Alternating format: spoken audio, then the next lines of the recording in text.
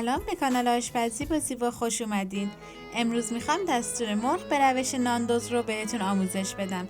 لطفاً تا آخر این ویدیو ما رو همراهی کنید. برای مرینت کردن مرغ به یه دونه پیاز نیاز داریم که یکم خورد میکنم و داخل مخلوط کن میریزم. بعد نصف فلفل دلمه رو هم خورد میکنم و بهش اضافه میکنم.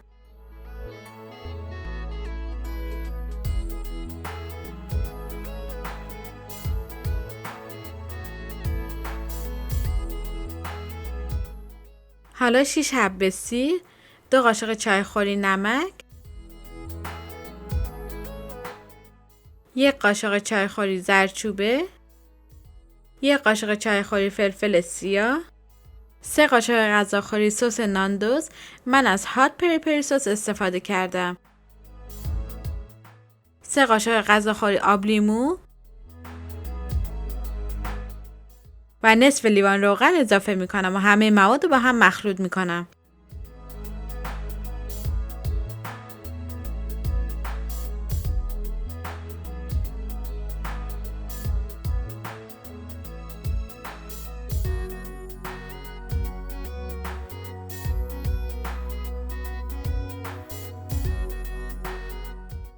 استخوان پشت مرغ رو خیلی راحت با قیچی جدا میکنم و بعد داخلش رو تمیز میشورم.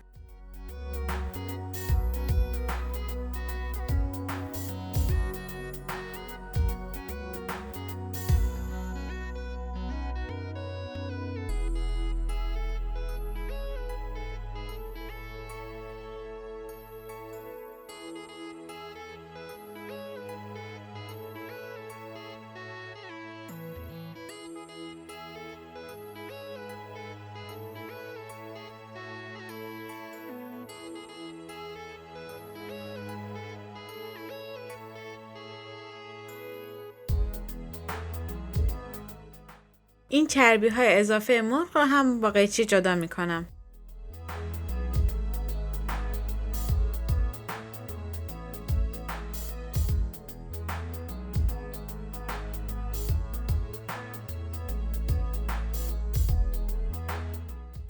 الان مرغ رو روی سینی فر میذارم. بعد مواد رو روی مرغ میریزم و سعی میکنم مواد رو به همه قسمت های مرغ بزنم.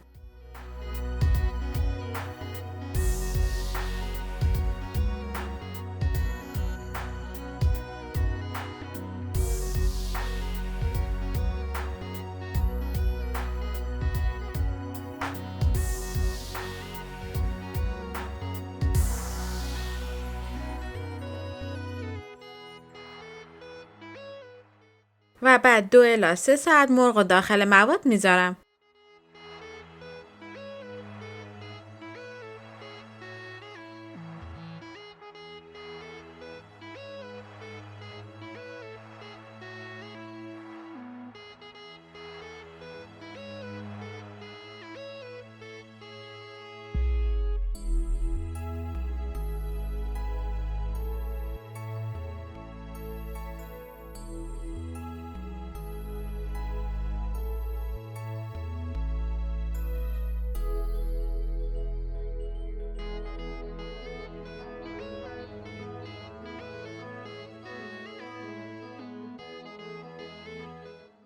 حالا مرغ رو داخل فری که از قبل به دمای 250 درجه گرم کردم به مدت 1 ساعت و 15 دقیقه میذارم تا مرغ بپزه.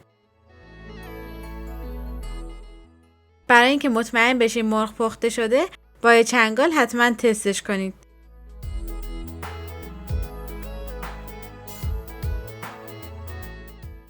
من در کنار این مرغ کمی سیب زمینی رو هم سرخ میکنم.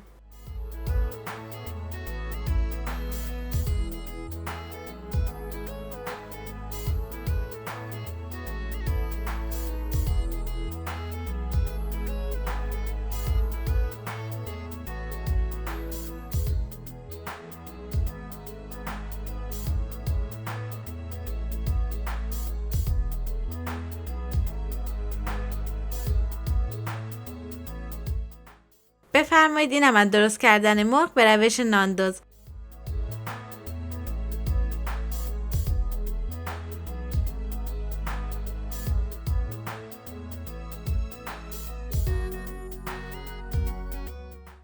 اگه از این ویدیو خوشتون اومده لطفاً لایک کنید و نظرتون رو کامنت کنید و برای دوستاتون بفرستید و اگه توی کانال ما هم عضو نیستین لطفاً سابسکرایب کنید.